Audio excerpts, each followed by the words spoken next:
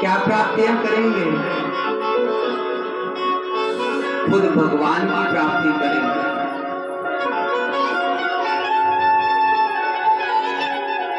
कथा में कहा गया है, पार्वती जी ने शंकर जी को प्रसन्न करने के लिए घोर तपस्या की, और जैसे ही शंकर जी प्रसन्न हुए तो वरदान के रूप में शंकर जी को पति रूप में प्राप्त करने की अपनी इच्छा जाहिर की।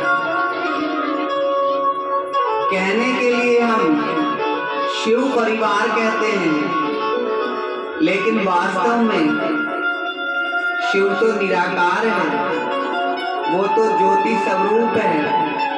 शास्त्रों में भी उसे ज्योतिर्बिंदु स्वरूप बताया गया है, लेकिन शंकर जी को एक साकारी रूप दिखाया है। आप पीछे तस्वीर में भी देख रहे हैं कि शंकर जी का परिवार दिखाया हुआ है, जिसमें शंकर जी बैठे हैं, पार्वती जी बैठे हैं, और साथ में ही गणेश और कार्तिकेय जी बैठे हैं। लेकिन कहा क्या जाता है, शिव परिवार।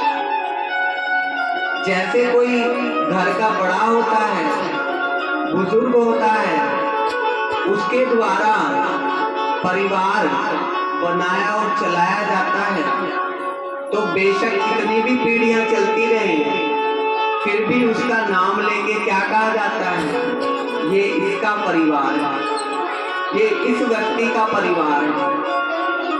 ऐसे ही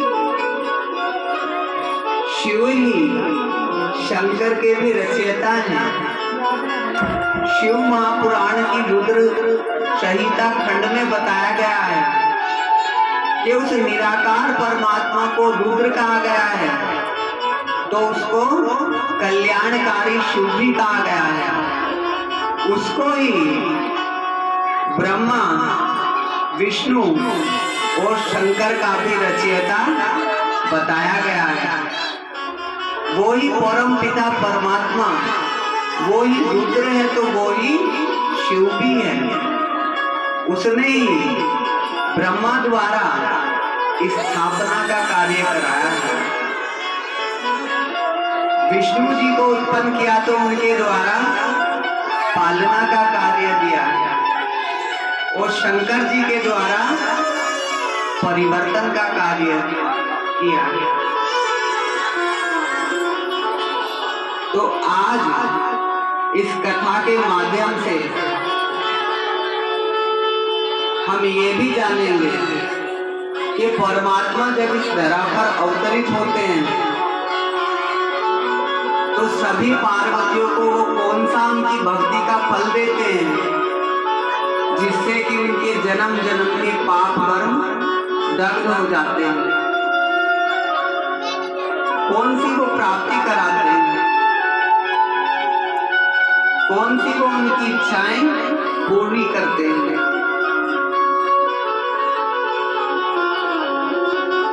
तो पार्वती जी ने जब ये वरदान प्राप्त किया, तो बताया गया है कि जैसे ही उनकी माता को ये पता चला कि शंकर जी को पति रूप में पार्वती जी प्राप्त करना चाहती हैं, तो उन्हें ये बात अच्छी नहीं लगी। क्यों अच्छी नहीं लगी? क्योंकि शंकर जी का रूप ही बड़ा विचित्र दिखाया गया है। आप शंकर जी का रूप देखेंगे तो सभी देवी देवताओं से बिल्कुल ही भिन्न है, बिल्कुल अलग रूप दिखाया गया है। कैसा रूप दिखाया गया है? गले में सर्प की माला दिखाई गई है, मस्तक पर चंद्रमा दिखाया गया है, हाथ में त्रिशूल दिखाया गया है, और वस्त्र के नाम पर बागांबरी वस्त्र दिखाया गया है। क्या ऐसा विचित्र रूप किसी अन्य देवी देवता का है? ऐसा रूप किसी अन्य देवी देवता का देखा है आपने? देखा है? नहीं देखा है। तो ऐसा विचित्र रूप है तो जरूर उसका कोई रहस्य भी होगा। क्यों ऐसा रूप दिखाया है? क्यों ऐसे वस्त्र आभूषण दिखाए हैं? सर पे जटाएं तो जटाओं में गंगा जी विराजमान दिखाई। क्या अर्थ है इस रूप का? ये रूप बहुत ही सुंदर और मनमोहक भी है अगर हम इसका रहस्य समझ लेते हैं।